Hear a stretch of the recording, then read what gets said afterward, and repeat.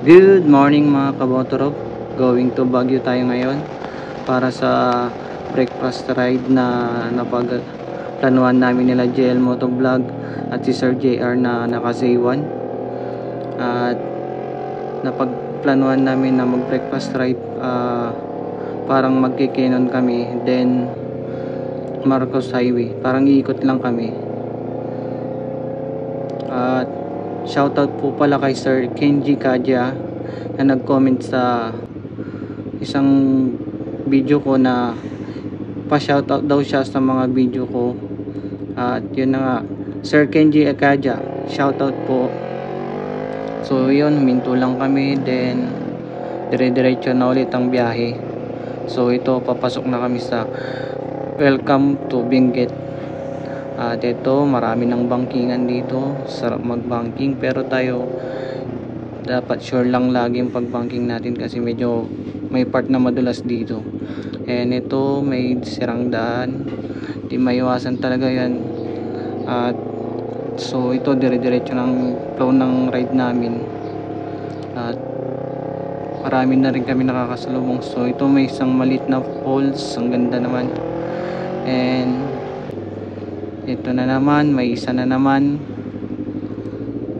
So daan-daan lang kasi basa ang daan dito, kaya laging make sure na tamang speed lang kasi basa.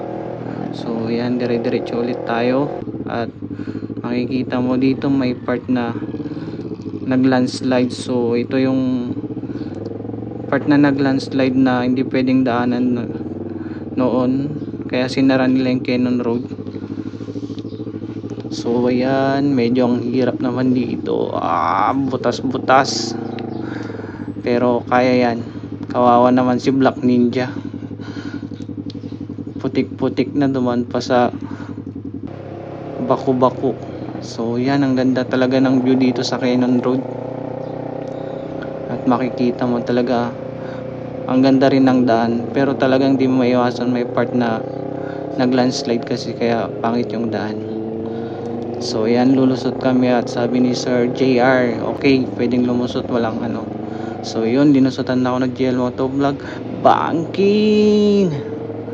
So ang ganda, sarap mag-banking talaga dito. At nakaka-relax din dito, ang ganda ng mga view. So yan, sulit ang haba ng banking dito. Kaya lang, di ako masyadong nagbabanking na ano, kasi hindi pa ako masyadong sanay sa kay Black Ninja, kasi usually ilang months pa lang or ano pa lang naman eh. Hindi ko pa kabisado yung mga kurbada nito. So ngayon pa lang ako aakyat dito sa Cannon Road na gamit si Black Ninja. At kaya medyo tansya lang muna, huwag ipilit para malayo sa disgrasya. Ang ganda talaga ng view dito, nakaka-relax. At ito rin yung ginagawa nila ngayong tunnel. Ito rin yung part na nag-landslide noon. At ngayon ginagawa na rin nila ng tunnel para if ever mag-landslide nung ulit, may nakasuporta na ditong tunnel.